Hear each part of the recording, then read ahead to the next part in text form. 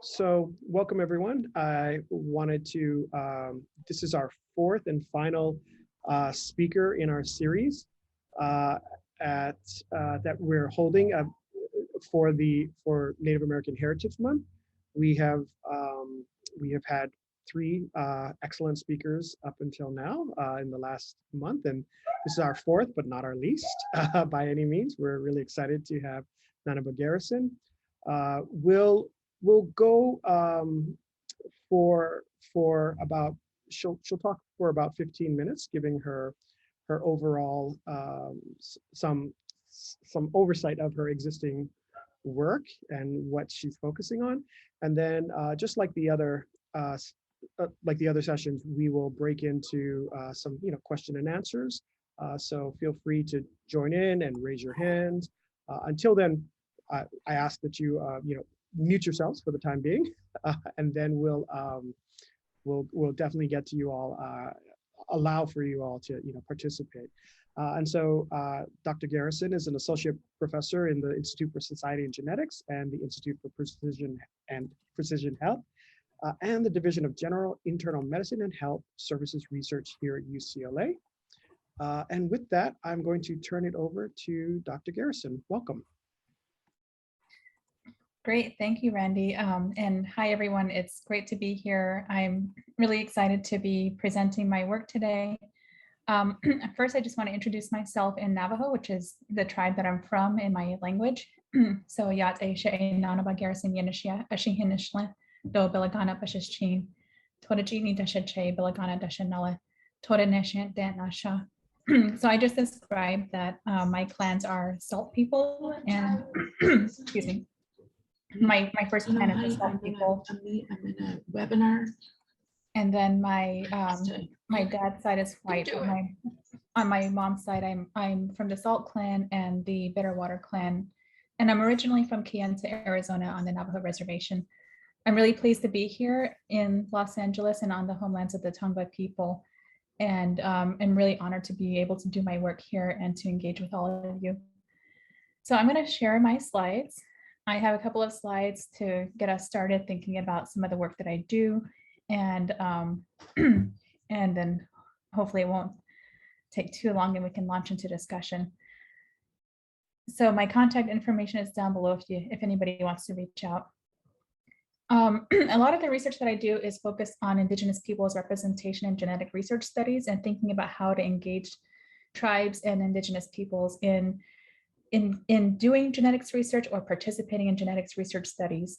And some estimates have shown that the representation of Indigenous peoples is very, very low, less than 0.5%, which is, and these are estimates that we're taking worldwide, looking at different studies that have been conducted since 2000, since the 80s or so forth.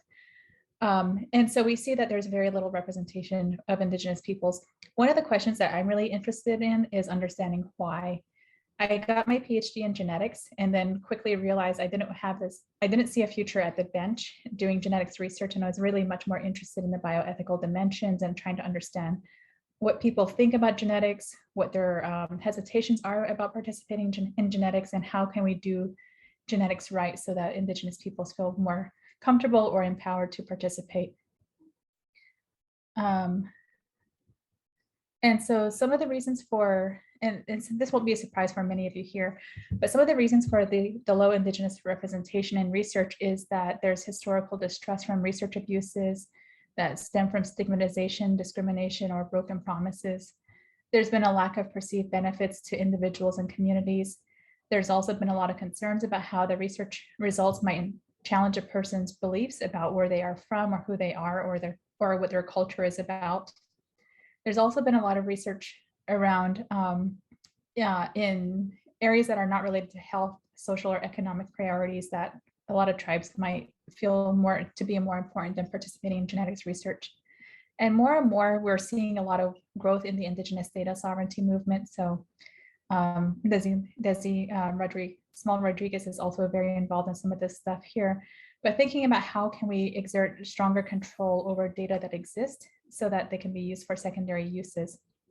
There was previously a lot of concern about existing data being used for uses that were beyond the intended research purposes.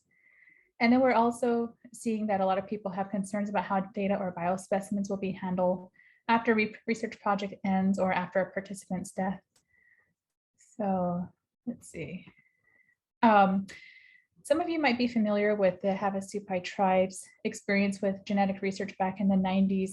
They had very high rates of type 2 diabetes and were interested in understanding the genetic cause of diabetes, and worked with some researchers from Arizona State University to get approval and go through an informed consent process where blood samples were collected from over 400 tribal members. And the informed consent that was used in that study was really focused on behavioral/medical problems. So it's pretty vague, that the wording is very vague. And the researchers subsequently used those samples for other studies on diabetes, or they were shared with other researchers for, I'm sorry, that they had inconclusive results for diabetes. And the samples were shared with researchers for other studies on schizophrenia, human migration, and inbreeding.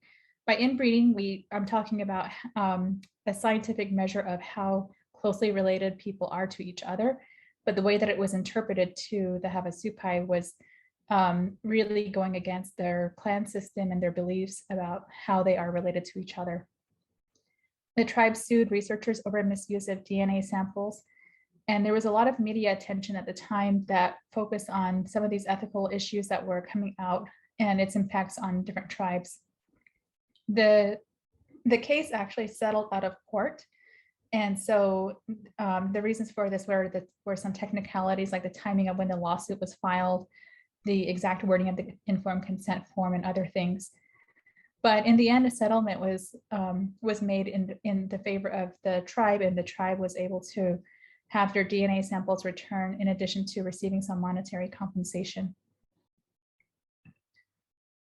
And because this received so much attention, and actually the Navajo Nation was already engaged in discussions about whether or not to allow genetics research because of concerns about possible stigmatization, interpretations, or benefits.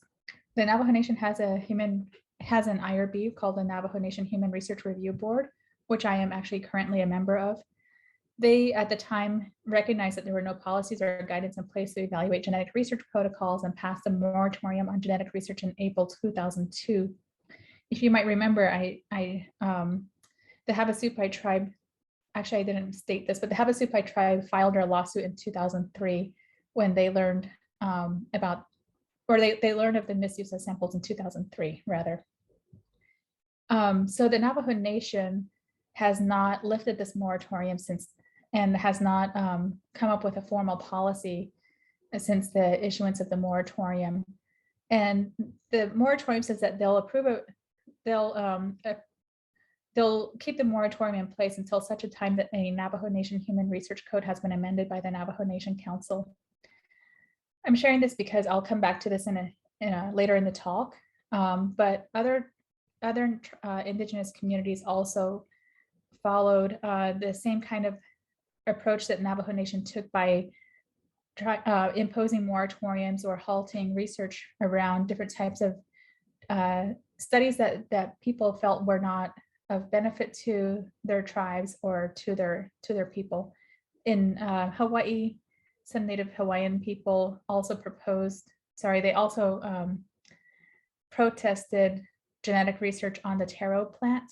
And there were also some proposals to patent a Native Hawaiian genome. And so those moratoriums were in place and were passed in April 2008. They've now expired, but at least that has halted the research and really made researchers think about whether or not that type of research was appropriate. So over the past couple of years, I've been interested in thinking about developing Indigenous research policies, and this really comes stemming from the Navajo Nation's moratorium. I became involved in thinking about what it would take to help the Navajo Nation develop a genetic research policy. But in doing so, we started thinking about collecting all of the existing genetic research policies that are available that are pertinent to Indigenous peoples. There really aren't very many, but we were also curious about how different countries address Indigenous concerns when it comes to research. and how can tribes develop their own policies? This led to some collaborative work that I did with some people in New Zealand, Arizona, Canada, Hawaii, and other places, where we synthesized and looked at policies from the United States, Canada, New Zealand, and Australia with regard to human subjects research. And we went through all these policies. These are national policies, like, for example, in the United States, this was the common rule. If any of you are engaged in human subjects research, the common rule is what dictates what should be done with human subjects research. And we compared it to something that's called the Indigenous Research Protection Act, which was a document that the Indigenous Peoples Council on Biocolonialism put together in response to protesting human genome diversity projects. And I won't go through the table, but what you can see is that compared to the Indigenous Research Protection Act, which is in the last column, Canada seems to be leading the way, but the United States seems to be lagging behind on these policies. And the United States doesn't say very much about some of these different parameters that the Indigenous Research Protection Act thinks to be important. And so we're interested in trying to figure out ways to fill in those gaps to strengthen some of the existing policies with the US or with tribes, and think about how can research be done in a way that, for example, engages the community before samples are collected, or demonstrating respect for cultural differences in different communities. I've also been engaged with the summer internship for Indigenous peoples in genomics, and this has been some work that is really aimed at increasing the number of geneticists, Indigenous geneticists in the country, or people who are non-geneticists but are interested in having some sort of dimension or interest in understanding issues around data sovereignty or policies or other things like that are related to Indigenous peoples and genetics. This is a week-long curriculum that includes some wet lab and some dry lab experiences, and we've spent quite a bit of time talking about ethics. We talk about ethics, disparities, and we also have some mentoring programs that are built into the workshop that allows people to collaborate and continue mentorship after the program is over. I'd be happy to share more about this if people are interested. But the Singh Network has expanded to include more than 100 Indigenous participants across the country and from more than 44 tribes and communities. And we also have participants who come from Canada, New Zealand, Hawaii, Alaska, and other places. And this has also expanded now to New Zealand, Canada, and Australia.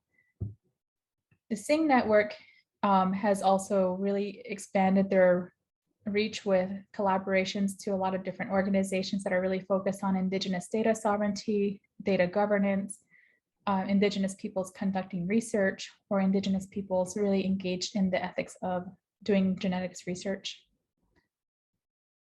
A couple of years ago, the Singh program in the US came together to start thinking about how should researchers foster stronger collaborations with communities.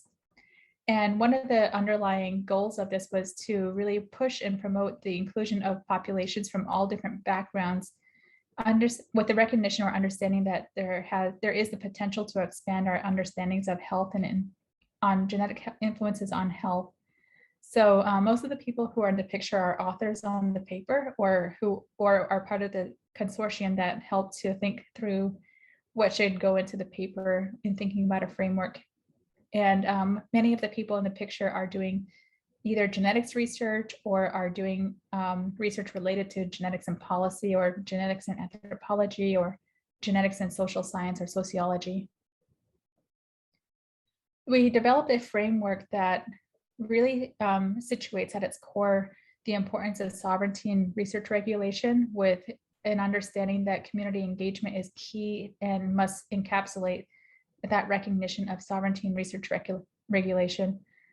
And around the spokes of the diagram, we also really urge people researchers who are engaging in research to think about ways to build cultural competency, to improve transparency of research practices by being very open about what the research is about, by building research capacity within different tribes, by offering, for example, by offering research opportunities for students to get engaged in doing the work, and then finding ways to share information or findings about their study in different ways that are culturally accessible and community accessible.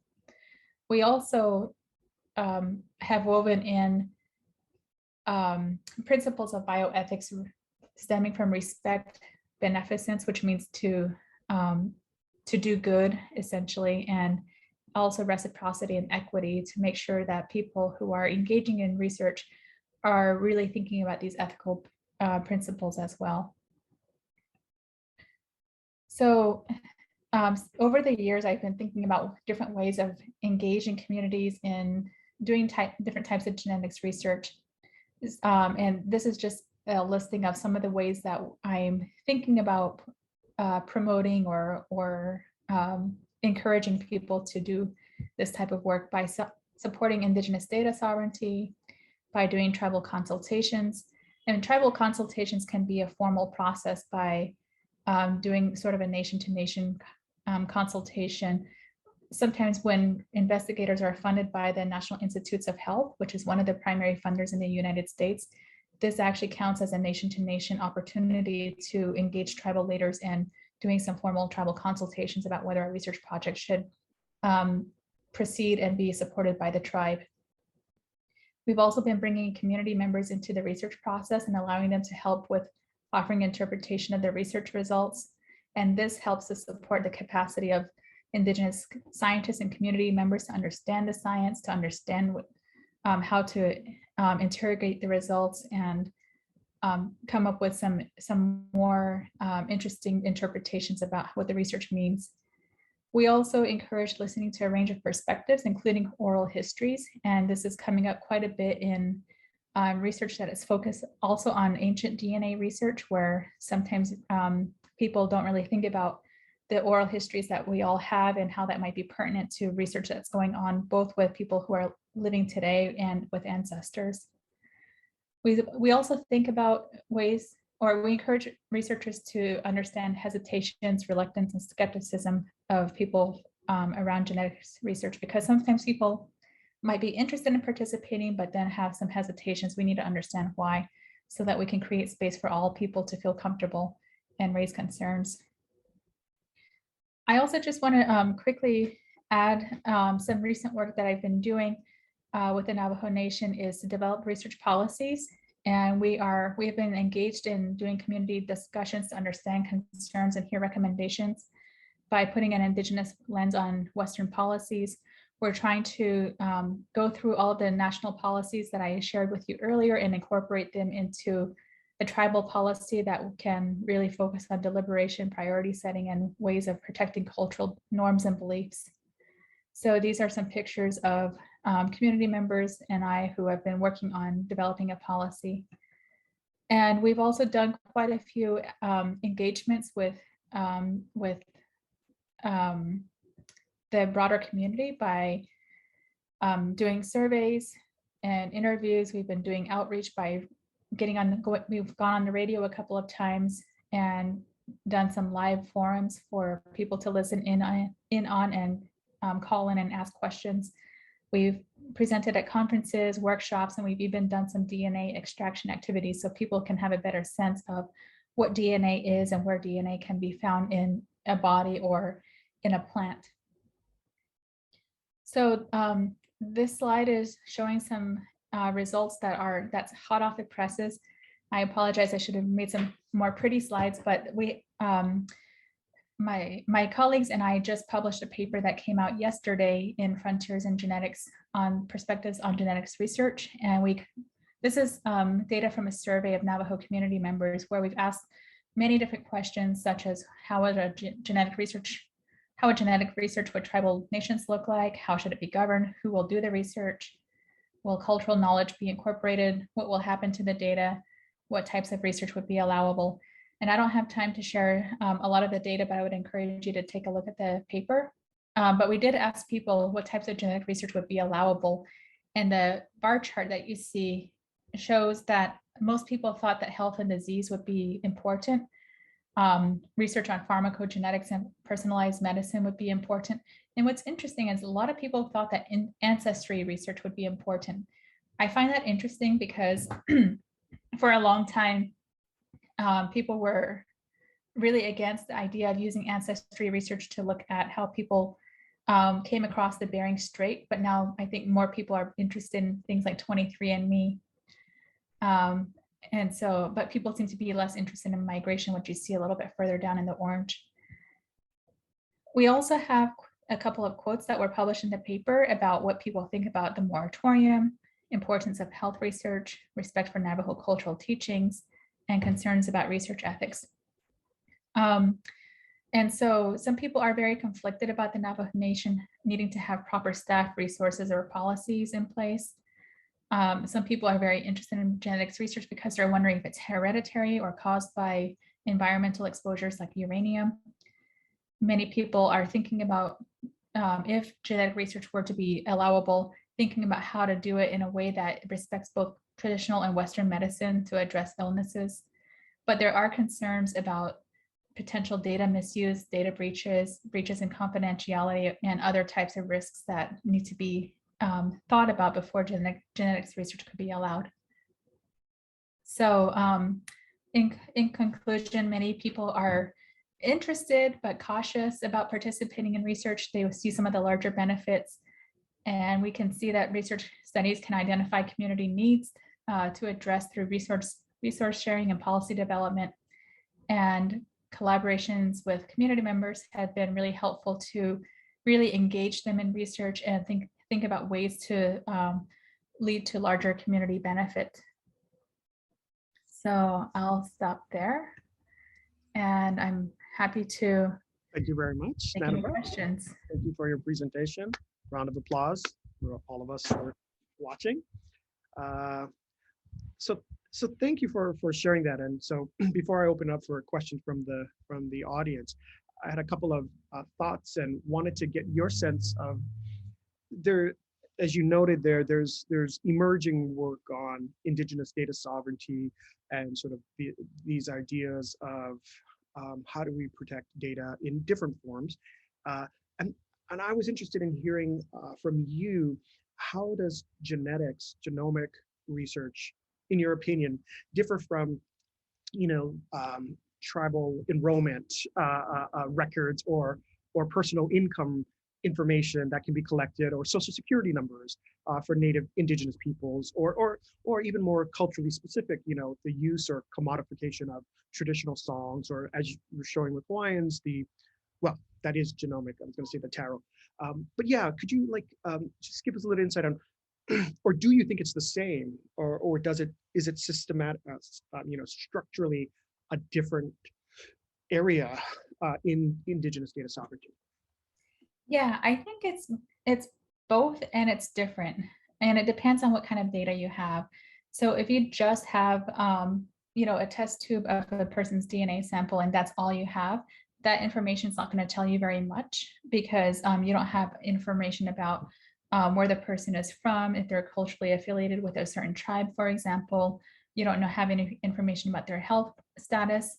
There's a lot of information that you don't have if all you have is just a test tube of DNA, or a small snippet of a genome. But if you have anything like zip code information, you can figure out potentially what tribe a person is from. If they're not in an urban area, it's pretty easy sometimes to figure that out. There's concerns about data sovereignty with genomics, because if researchers are able to use that information and show that there's similarities or differences to different people, some tribes have been concerned about having that information challenge rights to lands or resources. Other people are just concerned that it might reveal or add to stereotypes or discrimination about different genetic or health conditions that people in a certain community might have. For example, if a study is being done on alcohol consumption and genetics, there's so many stereotypes with that, and people really don't want to see that kind of research done. With regards to like genetics and diabetes, there's more interest, but because we haven't really seen anything pan out, it just hasn't helped people very much. And so there's concerns about that, but something like pharmacogenomics, where we can take genetic information and link it to drug information and how people respond to different drugs, that might be of stronger benefit because we can see something come out of that information. But data sovereignty is important because tribes want to be able to have some say in how that data is handled, who's going to be using that information, whether or not pharmaceutical companies will get a hand on that information, what they'll do with it, if any sort of like patents result out of that information, who will be involved in those patents, and can tribes have a claim to that. So there's a lot of different reasons why indigenous data sovereignty is important for thinking about how to handle and govern genetic resources from tribes. That's, yeah, fascinating. That is, yeah. I have more questions. However, I will let others ask. If anyone else wants to raise their hand and ask Dr. Garrison any questions.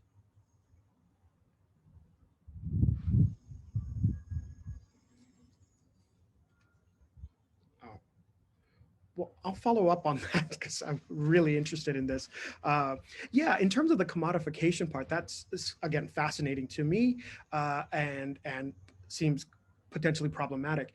And I'm interested in again understanding, maybe how you have already or what is learned from existing experience with these types of genomic patterns that are done outside indigenous communities. So I don't know, maybe in other places, are there pathways for prevention or policies to that might be in place, that might be replicated or duplicated and used? I mean, I think when you're talking about it, the parts that seem really relevant to me are the things like the unique drug use, or if it's with regard to indigenous plants, and it's sort of the pharmaceutical uses and the tribal economic ecological knowledge and those kinds of things of plants and safeguarding that. I guess my question is, are there existing laws, rules, policies that are potentially usable in these circumstances, or is it still just nation state to nation state or nation state to firm? Yeah, I think it's more nation state to nation state, or and it's all kind of piecemeal. I think one of the things that some work that needs to be done is to try to figure out how to synthesize this, and that's some work that I've been involved in with Stephanie Russell Carroll at University of Arizona. We've been collecting tribal research codes from across the country and trying to synthesize all of that. But we've also been doing this with different kinds of indigenous policies that we can find worldwide. And think about how to build something that can synthesize all of this. But it's really difficult to figure out what a model can look like, because each nation and each country, each tribal nation, each state has its own way of doing governance, and they have their own, a lot of them have their own government structure. So it's hard to take one policy or one guidance and apply it to all. But we are learning by looking at these different policies, we can identify the gaps and make some suggestions about how to close those gaps. There's also some really interesting work done in Africa with a program called H3 Africa. It stands for Human Heredity and something else. It's related to genetics in Africa, and they have a system where all data that are collected in Africa should stay in Africa. Some of it comes out, but most of it is housed in Africa. And African investigators have first dibs at analyzing that genetic data before American or non-African investigators analyze and publish on it, so that it can advance the careers of those African scientists who were involved in collecting that data. We're looking at similar models here, and we're trying to figure out how we can implement something like that here. And I'm actually currently in conversation with people in Australia and also the National Institutes of Health here in the US to think about how we can use that model and make it, indigenize that model for people here in the US. Sounds like a really promising effort, opportunities. What's the, is there someone else? I don't want to completely monopolize, but what is the feedback that you've been getting? What do geneticists, what do the existing scientists and or maybe the firms that would, sorry, it's a loud truck.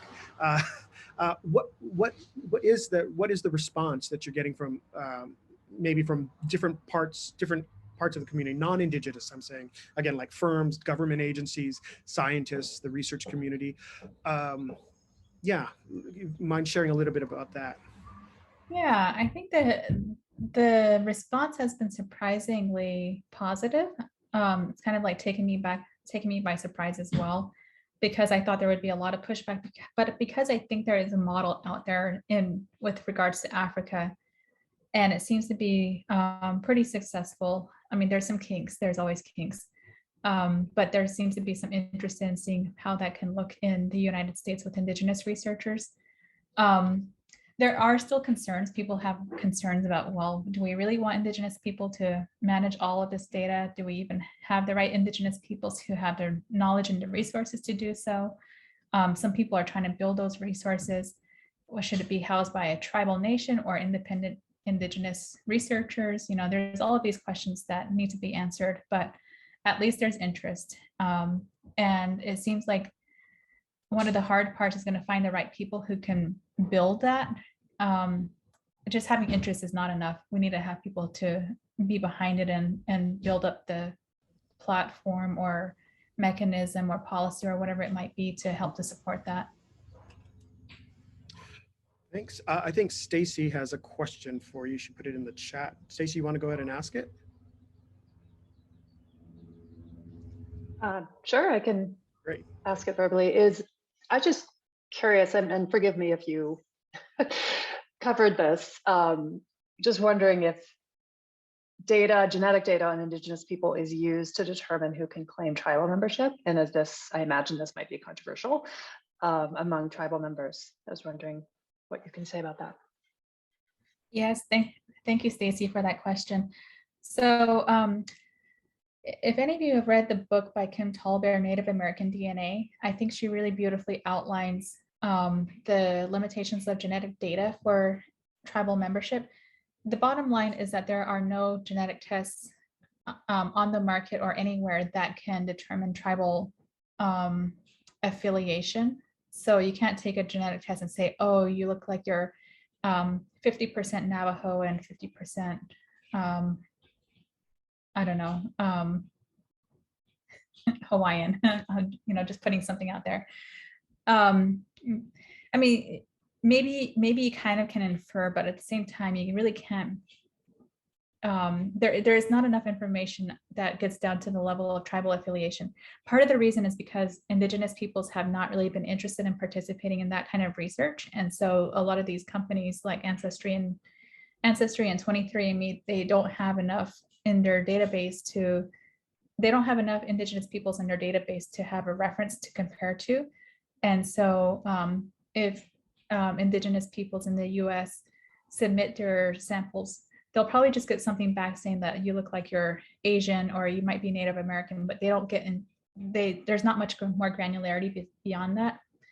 There is a lot of controversy with tribes that are thinking about disenrolling members. And so people try to use these tests to show that they are Native American. I don't know how successful that is in general. I think it depends. It's probably like a case-by-case basis because some tribes might accept that, but most tribes do not. And their databases don't, as I mentioned, don't have enough for tribal affiliation. So I think it's causing a lot of controversy for those people who are trying to use it for tribal enrollment purposes or to dispute this enrollment. Thank you. Nanibaa, there's also another question in the chat from Pamela Greeman. She asked me to read it for her. She asked if you've seen a film called Sun-Kissed, a documentary about HP and harmony. And she said, if so, could you talk a little bit about the genetic implications of disease potentially caused by the long walk? Yeah, that's a great question. That's a really amazing film. I have seen it, and I know I know the family who the film followed. I've been in contact with them for many years now because I was becoming interested in genetics at the time that the film. Actually, I think I had finished my PhD in genetics at the time that the film had come out, but they were really the parents were really strong advocates for genetic research, but the Navajo Nation had this moratorium. So the film is about a Navajo family where two children have Xeroderma Pigmentosa, which is a severe skin condition where essentially in like layman's terms, they describe it as being allergic to the sun. So people with Xeroderma Pigmentosa or XP, their skin essentially starts to break down when they are exposed to UV light. And so children with XP basically stay indoors all the time. They only come out at night and avoid all UV exposure if possible. When they do have UV exposure, they end up getting these really dark, they look like birthmarks all over their bodies, but they start to grow and they take over, and it's a sort of, it sort of invades the rest of their bodies. And most people with XP don't live beyond childhood. So it's a really sad and debilitating disease. And a lot of other health consequences come from that as well. In that film, they did talk about how XP might have come up as a result of the Long Walk, which is a forced relocation of the Navajo people from their homelands to a reservation back in the 1860s. Navajo people were kept there for 8 years and then were allowed to return to their homelands after treaty negotiations were met. It is thought that there are a lot of what we call autosomal recessive genetic diseases and disorders that came out of that. And the idea is that if you have a large population, and then that population gets very small in number for various different reasons, in this case, a forced relocation, and then the number expands, everybody has genetic variations, and all of us have a genetic variation in our body that could be lethal if we had 2 copies of that same genetic variant. So most of us, we only have 1 copy because we inherit 1 copy of our genes from our mom and the other copy from our dad. Every single one of us has at least 1 mutation that could be lethal if we had 2 copies, but because we have probably a normal copy from one of our parents, it cancels that out. But if you think about these genetic bottleneck effects, you have a large population, and then when you get to a small number, some of those lethal variants kind of pass through in that small population. And then when the population expands and there's people marrying each other, the chances, because you had such a small population at one particular time point, over time, those lethal variants pass through and then they become more common in the population. And then just by chance, you might have 2 people produce a child who has 2 copies of that variant. And that's what happened in this case. And that's what happens in a lot of other rare genetic disease cases. We see more rare genetic diseases in populations that have undergone a lot of, like a huge population reduction. We see that a lot in tribal nations across the country because of forced relocations and other genocidal acts. So, you know, I think, so that's kind of a long way of saying that has not been debunked, but there's no way of like proving at that 100% that this is where it came from, but it's pretty likely. So I don't know if you have any follow-up questions to that, and that was a bit of a science explanation, but yeah, it's an excellent science explanation for us lay people to get a sense of it. Thank you. Other questions from others? Well, I have a question related to that. There's this phenomenon that I'm distantly familiar with, methylation. And so there's some research going on, and so correct me if I'm wrong, but there's some research sort of looking at methylation as this, and so my understanding of it, the lay understanding of it, is it's like rust. It's like rust, it's oxidization, but it's methylation of parts of the DNA structures. So it's like when things get rusty, they're sort of wearing out. So my understanding is that there's methylation a possibility. And so social scientists like myself have been doing some forays into it and sort of understanding it as a measure of stress, environmental stress, physical stress, financial stress, and as an additional sort of marker or indicator, we can do other sorts of things like, ask people how stressed they are, or take a number of social scientists have done these collaborative work projects where they take blood cortisone levels, which indicate stress. And so this, from again, what I am understanding is maybe another new area in which these sorts of adverse impacts of racism, of relocation, of poverty may manifest itself. And I just wanted to get your sense of what you think about that. Is that a realistic or relevant dimension for us to be thinking about it, or is that too far afield? Cortisol measures of stress, or people's self-response on a survey of their stress levels on a 0 to 7 scale might be very direct, but I guess I'd want to get your sense of, is that too far? Yeah, no, that's a great question. I think if you were to do a study looking at cortisol levels and immediate acute stress, from something that happens to you right now, or, that happened to you within the last week, you can measure that pretty easily scientifically. But I know that some scientists are also interested in doing looking at methylation and historical trauma. And I think because it's like this there's a historical lens to it with multiple generations, it's hard to be able to pinpoint where the genome is methylated and what the cause of that might be. And, it's hard to, correlate that to certain types of events. There has been some studies that I actually know of a couple of studies that were done when the Trump administration began to separate families at the border and send people back, and looking at the cortisol levels of immigrant families that were in the U.S. or who were sent back to other countries. And there is some increased cortisol levels, but it's hard to know. It's really hard to measure that, because your cortisol levels can also change throughout the day. It's like a hormone, and it changes. Sometimes if you're stressed out like 1 minute and then you're calm like another minute, then your levels will change. So it's really hard to disentangle that.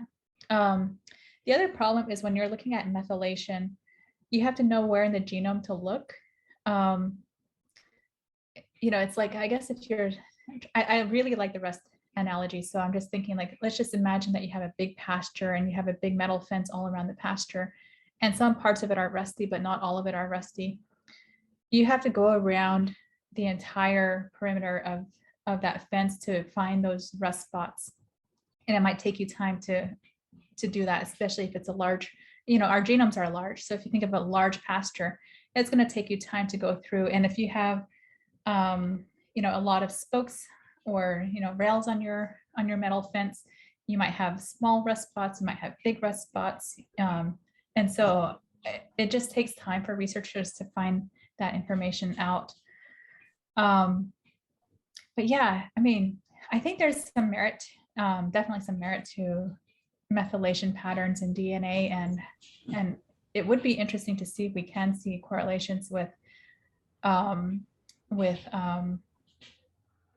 historical trauma, or passing it from one generation to another. Some people are looking at cortisol levels and methylation in parent and child pairs, but beyond that, it's kind of hard to track that. And so my understanding, and correct me if I'm wrong, when a sequence gets methylated or rusted out, it impairs the production of proteins or some sort of something, right? Is that the potential sort of adverse impact that could occur? So if this section of the fence is rusted, the livestock goes out. But in terms of the genome, if it's methylated, it may impede the correct functioning. So is that the way we should think of it? Is that maybe it's an immune response, like these XP, but that's not, the XP wasn't due to methylation. That might just be a genetic Right.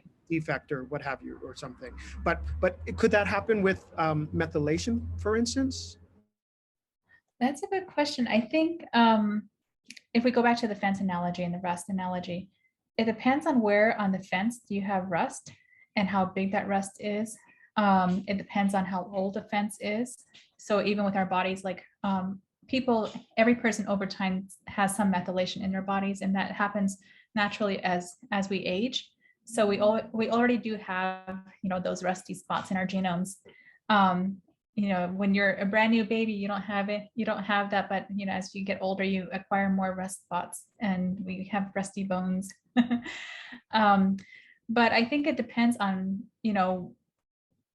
the methylation doesn't happen equally across the board in the genome. So sometimes, it might have a bigger effect if you get methylation in like a cardiac gene, or a gene that's related to breathing, or a gene that's related to your immune system. But if you get methylation in a place that is like just related to hair color, or it's just like a part of the genome that is sort of at the in between the genes, because the entire genome has, there are some spots where there are genes that actually do something, and then there's like fillers. So it's like reading a book. Sometimes you have fillers, you have white space, you have the binding, you have other things that kind of hold the whole book together. And if the headers are like the important genes, and then you have like fluffy text in the middle, sometimes that fluffy text is like the middle of the genomes where you don't have a whole lot going on. So methylation that affects those areas where there's not much going on might not have a big health effect. But if they affect the cardiac genes or genes related to breathing, then they'll probably have a larger effect. Okay. Yeah, it's fascinating. It's fascinating, the potential adverse impact all these things can have. All right, thanks.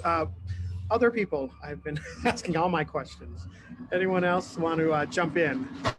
Question, is the methylation ever reversed? I think some of it can get reversed naturally. Your body has ways of recognizing methylation and reverses some of it naturally. It's kind of like, when you get really stressed out for a while, and then later you learn to relax, and you're able to, get back to a healthier state. Or if you like gain a lot of weight and then you lose weight, your body can reverse some of its negative effects from weight gain. It's the same way with DNA and methylation, but it never reverses back to the point when you're younger, in your youth. So our methylation levels will never go back to where they were when we were teenagers, but they might go back to where they were like a year ago if we like remove a lot of stressors from our body.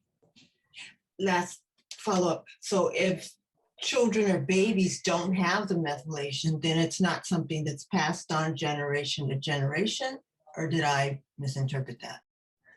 That's a good question. I don't know the answer to that. Some methylation does get passed on from generation to generation, but because you inherit half of your genome from your mom and the other half from your dad, just by chance you might not get much methylation passed on to you, or just by chance you might get a lot passed on to you. So it's kind of like the genetic, people call it the genetic lottery. But yeah, we're trying to, I think scientists are just trying to figure out how to disentangle that information. Thank you. Sure. Great. Other questions? So, unless there's someone else. So tell us about your, one of the things you talked about, and one of the things I think you're interested in, is expanding the field and expanding the opportunities for other indigenous peoples and young people in particular. So, so what do you see as the biggest obstacles? I think you've mentioned some of them, sort of the cultural perceptions and reluctance, historical and even current, but maybe some of the other ones, such as the STEM fields, and where are you seeing the obstacles, and what are some perhaps promising ways in which to overcome that?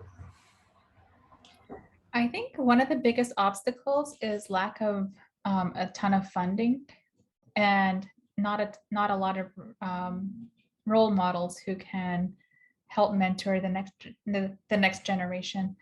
When I got my PhD, there were only 2 or 3 other indigenous researchers who had PhDs in genetics or very closely related fields. 2 with a straight up PhD in genetics and 1 with a PhD in a closely related field. So when I got my PhD, I possibly was the 4th indigenous person in the US to get a PhD in genetics. So it was really hard to find role models who could mentor me. And that number has since probably tripled. So we've made some progress, which is awesome, but you're still talking about a dozen or so. So, I don't want to, dampen it, but we're making progress. The summer internship for Indigenous peoples in genomics is one place where we've been offering some training. The training, to be honest, is sort of like this high level, broad, introductory type of training. And so for people who are already enrolled in PhD programs, some of it might be new, but then I think other parts of it, like, an Indigenous student enrolled in a PhD program in genetics might not really get the ethical or the cultural piece of it.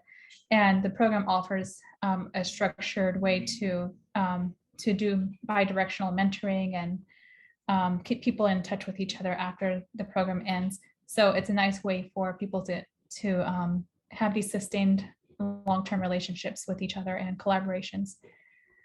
So that's been really helping to grow the field.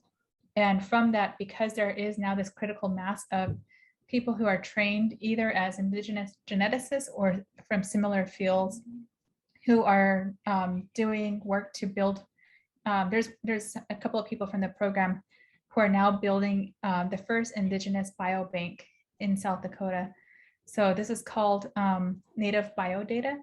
And the idea behind and they're actually working to build a tribally run biobank that, or actually it's an indigenous run biobank, so it's not necessarily tied to a tribe now, but they are working on getting freezer space and finding ways to be able to house biological samples like DNA, and also have computing systems so that they can work on the analysis of that DNA. So that's something that has grown out of the Singh program, and they just launched, I want to say about 2 years ago. So it's very, very new. So I'm hoping to see more growth like that. And I'm hoping that places like, like some national funders will be interested in funding their work. I think Stacy also has another question for you. Stacy, you want to unmute? Just wondering, as you were describing the lack of role models, just wondering if there's colleges, universities that you know of that, like which ones graduate the most Indigenous students with BS degrees in STEM disciplines. I mean, I know of tribal colleges, but they tend to be 2-year. I'm not sure. And I'm sure they're pretty small. So I was just curious. Yeah, and actually, I don't know the answer to that. I haven't really been following where the students are coming from.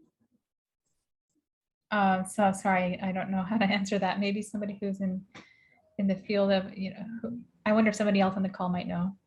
Yeah, I'm not clear either. I think there's, generally it's so few and far between. I do think it's probably the places that have the biggest native college populations are like Arizona, New Mexico. So it must be maybe one of the university institutions in those states, for instance. But, okay, yeah. Thank you. Well, Dr. Garrison, we are very grateful for you spending your afternoon with us and enlarging our world a little bit and giving us really interesting things to think about, and also sharing your research and your work. So again, I thank you for your time. And maybe I didn't mention this earlier, but this is jointly sponsored with American Indian Studies Center, as well as UCLA Health, the Pacific Islander Students Association, as well as the American Indian Graduate Students and the American Indian Students Association. So there's a big group sponsoring these talks. And so we're all really happy to have had all of you here. So thank you again, and everyone have a great weekend and also a great break as well. Take care. Thank you. Great. Thank you so much. It was really much. great to engage with all of you, and thanks for your questions. Take care. Thank you. And Bye. I just put in the chat, we love working with non-scientists too. Thanks.